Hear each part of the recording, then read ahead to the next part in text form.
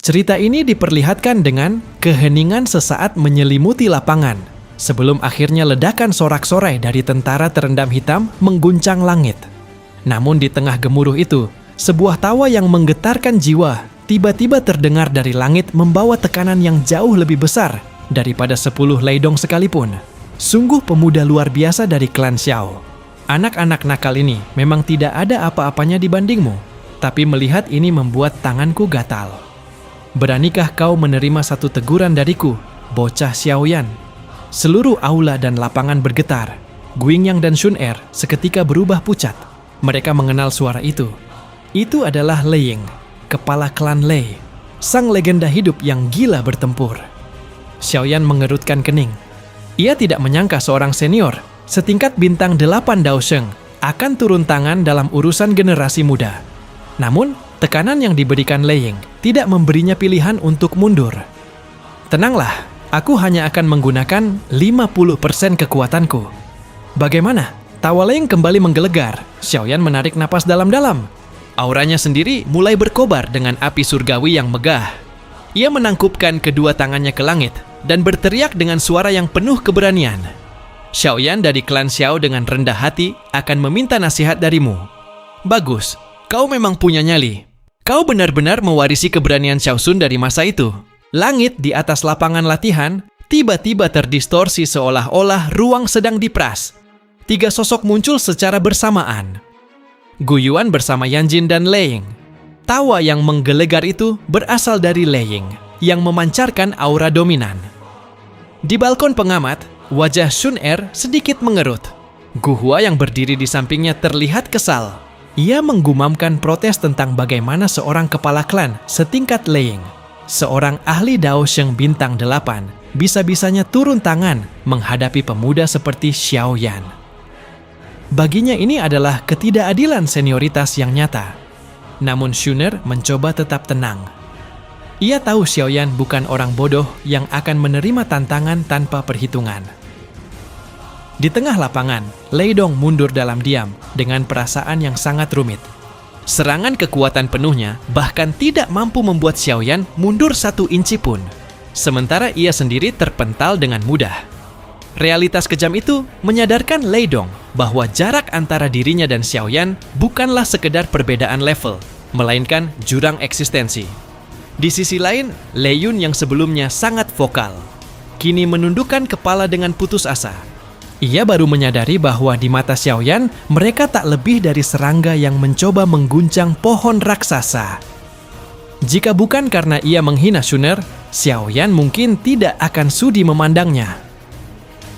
Lei Ying, tidakkah menurutmu sedikit tidak pantas bagimu menyerang Xiaoyan? Tanya Gu Yuan dengan nada tenang, namun mengandung peringatan. Kau tahu watakku, Gu Yuan? Aku tidak peduli status atau usia. Yang aku pedulikan hanya kemampuan, balas Lei Ying dengan tawa guntur. Ia kemudian menatap Xiaoyan dan menantangnya lagi, namun memberi jalan keluar jika Xiaoyan merasa terancam. Namun Xiaoyan hanya tersenyum tipis. Ia tahu bahwa dalam diplomasi antar klan kuno, kekuatan adalah satu-satunya bahasa yang dihormati. Jika ia ingin aliansi Sky Mansion dipandang setara dengan klan kuno, ia harus menunjukkan taringnya di depan para pemimpin ini. Dengan suara yang mantap, ia menerima tantangan tersebut. Lei Ying turun dari langit, tangan bersilang di dada.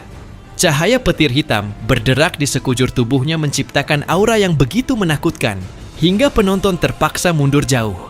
Xiaoyan menarik napas dalam-dalam, segera menyatukan jiwanya dengan Little Yi.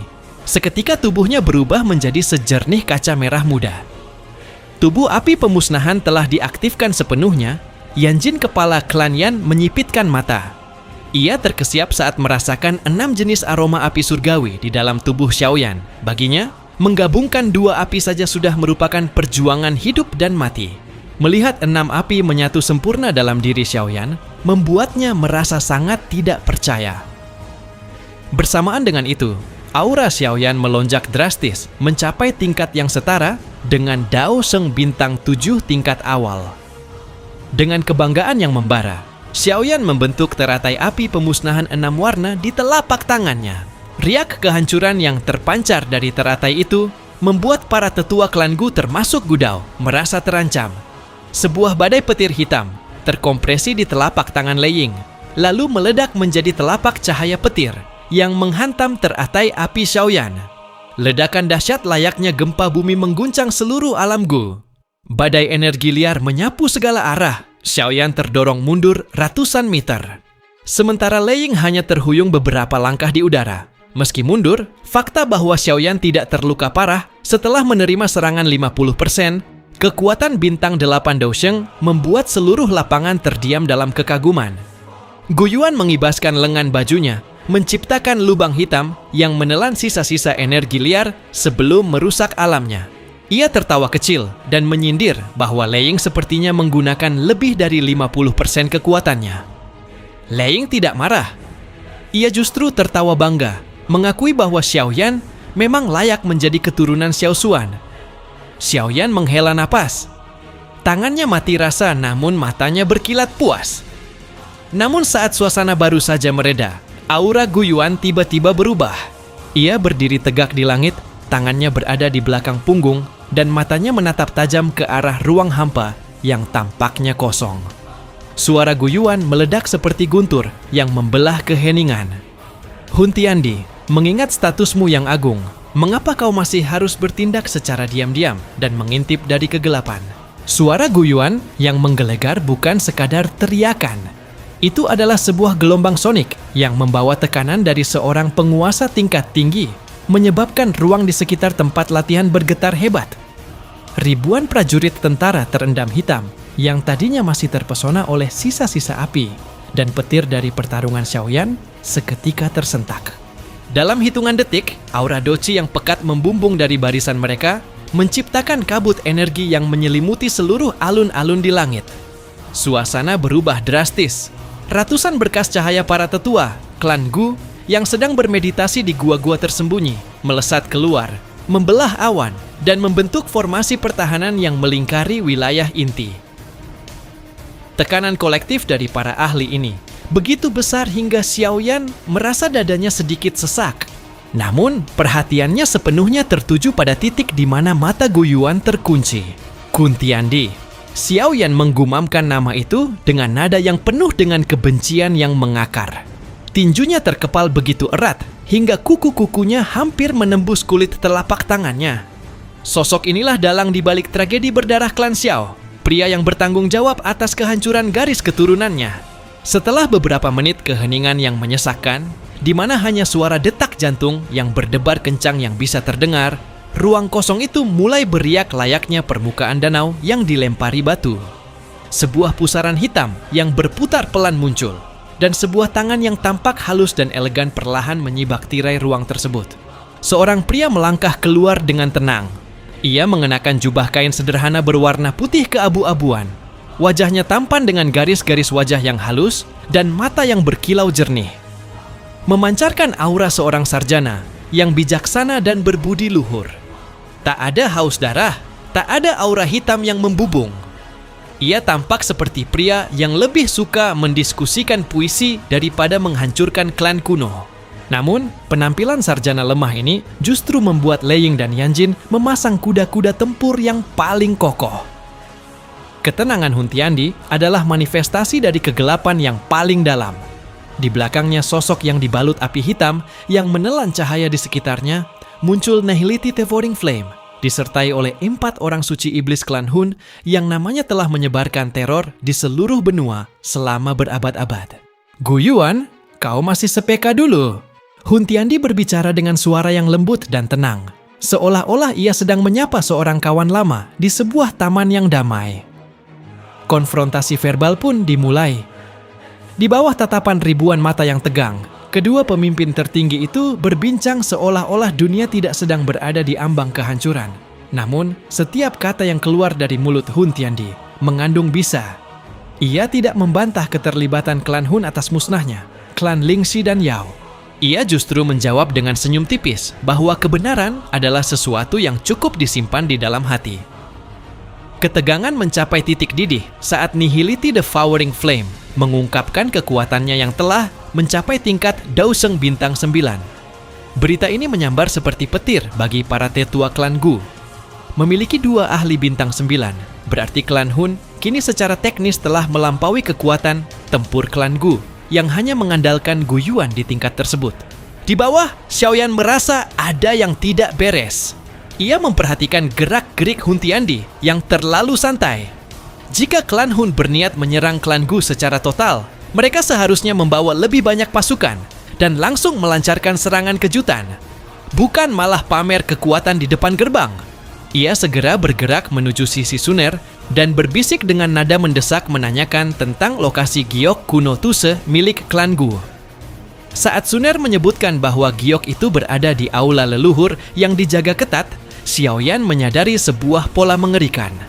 Hampir seluruh ahli klan Gu, termasuk para penjaga aula leluhur kini, telah tertarik keluar menuju lapangan utama untuk menghadapi ancaman Hun Tiandi. Ini adalah umpan. Batin Xiaoyan berteriak.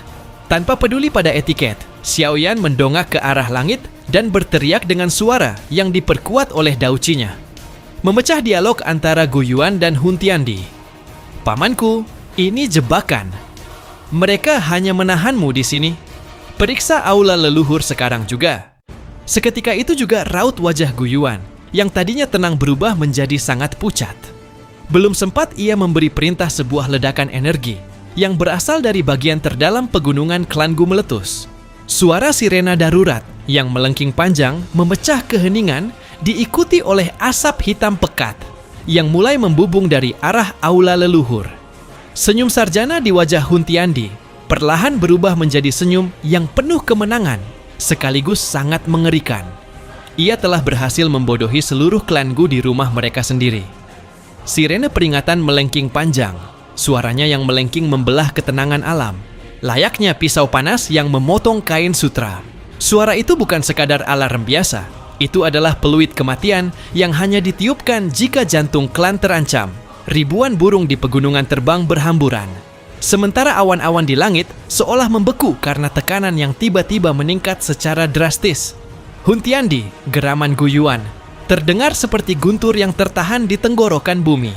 Matanya yang biasanya tenang, kini memancarkan cahaya dingin yang sanggup membekukan ruang. Di belakang punggungnya, langit yang tadinya cerah berubah menjadi kelabu gelap. Energi alam dalam radius ribuan mil bersiul berputar-putar, membentuk pusaran raksasa yang menghubungkan cakrawala dengan daratan. Fenomena ini bukanlah sekedar teknik duci biasa. Ini adalah manifestasi dari kehendak seorang Dousheng Bintang 9. Hanya dengan satu tarikan napas, Gu Yuan bisa mengubah seluruh pegunungan menjadi debu.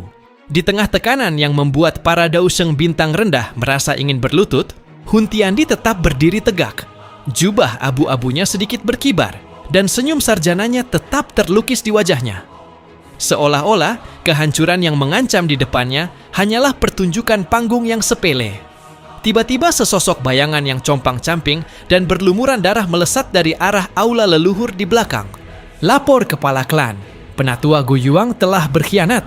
Ia menggunakan racun pemati rasa pada penjaga inti, melukai dua tetua aula leluhur, dan melarikan diri membawa giok kuno Tause.